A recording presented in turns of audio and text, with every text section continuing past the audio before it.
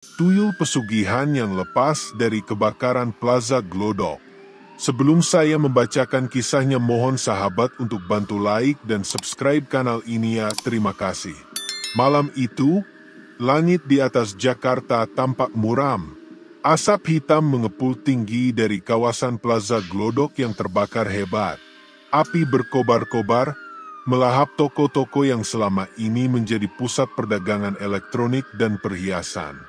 Suara sirene pemadam kebakaran meraung-raung, bersahutan dengan jeritan panik para pedagang yang kehilangan mata pencaharian mereka. Di antara kepulan asap dan reruntuhan yang membara, sesuatu bergerak di balik puing-puing yang masih mengepulkan asap. Sosok kecil bertubuh kurus, dengan kepala plontos dan mata hitam pekat, merayap keluar dari sisa-sisa kebakaran. Tak ada yang menyadari kehadirannya. Tuyul itu telah bebas.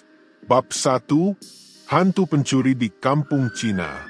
Beberapa hari setelah kebakaran, warga sekitar mulai mengalami kejadian aneh.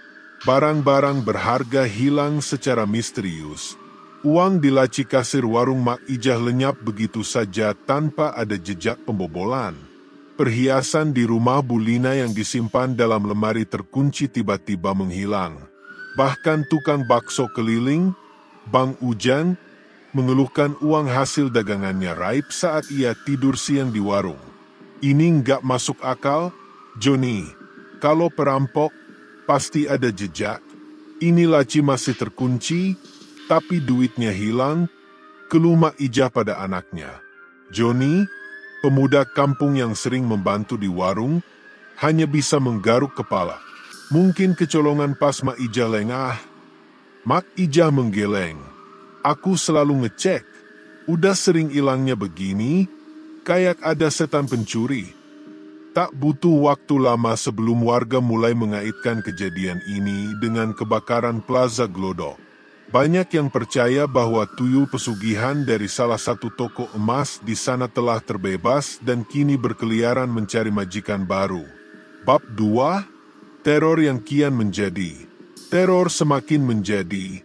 Setiap malam, terdengar suara seperti cakaran kecil di pintu rumah warga, disertai bisikan halus yang nyaris tak terdengar.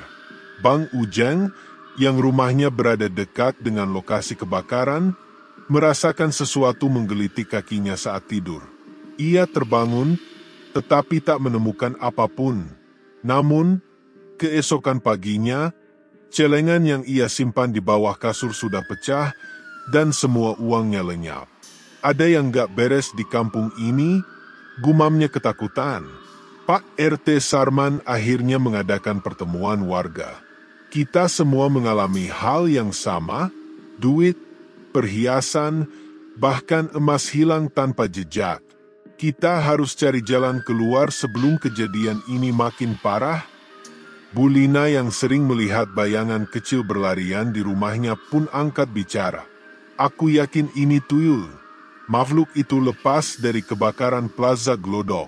Kita harus usir dia sebelum makin banyak korban. Ketegangan memuncak. Namun, bagaimana cara mengusir makhluk yang tak kasat mata itu? Bab 3, Jejak Tuyul. Suatu malam, Joni dan Bang Ujang mencoba berjaga-jaga di warung Mak Ijah. Mereka memasang bedak di lantai, seperti yang disarankan Pak Dullah, orang tua kampung yang paham ilmu gaib. Jika benar tuyul yang mencuri, seharusnya ada jejak kaki kecil tertinggal di bedak.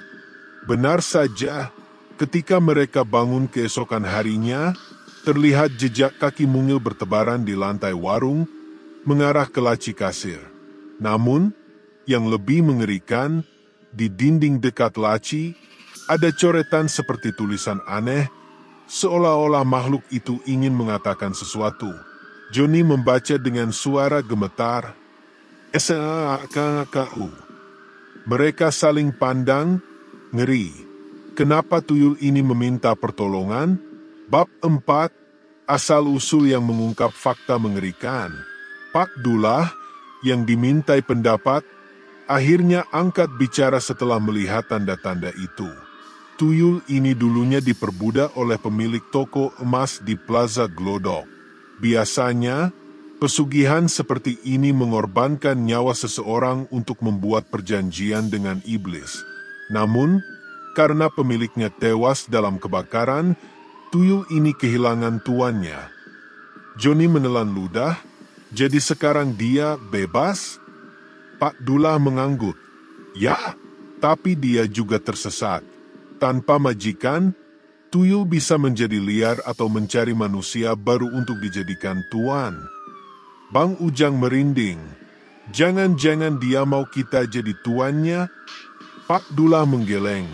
Tidak, tuyul ini sepertinya ingin terbebas dari kutukannya.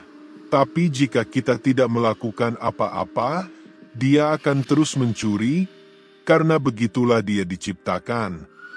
Bab 5, Ritual Pengusiran. Tak ingin kampungnya terus-menerus dihantui, warga sepakat untuk menggelar doa bersama.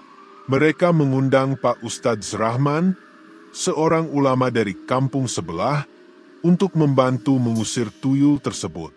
Malam itu, semua warga berkumpul di masjid, melantunkan ayat suci Al-Quran dan membaca doa perlindungan.